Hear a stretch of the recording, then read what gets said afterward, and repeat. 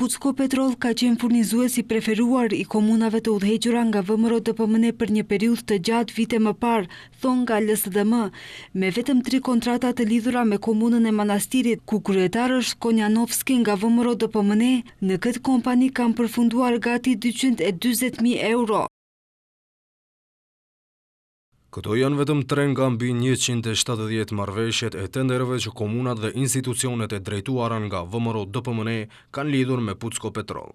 Qytetarët e dinë se ky është një biznes që ka lindur në kohën kur VMRO dhe BDI ishin në koalicion. LSDM kërkon që VMRO dhe Mickoski të dalin para qytetarëve dhe të përgjigjen se sa milion para publike përmes komunave, ministrive dhe institucioneve të tjera që menaxhojnë kanë përfunduar në Pucko Petrol.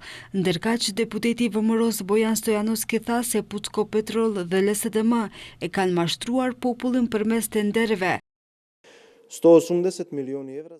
180 milion euro kanë përfunduar vetëm në llogarinë e Pucko Petrol, pa llogaritur këtu 167 milion euro për naftën e cilësisë së ulët që përmes RKM-s është dorëzuar në MV, respektivisht në Rek Manastir dhe Tec Negotin. Nëse shikohet totali arrin në një qarkullim mbi 350 milion euro që LSD ja mundsoi Pucko Petrol, Jahoskit dhe RKM-s. Stojanovski tha se Asmir Jahoski i Pucko Petrol nga LSD si pushtet qendror dhe lokal për 7 vjet ka marrë mbi 180 milion euro në tender. Ai thot se Pucko Petrol ka pasur statusin e një arushe të bardhë për 30 vjet, ku sipas tij ishte lejuar që përmes tenderëve të importonte gjithçka dëshironte dhe si dëshironte.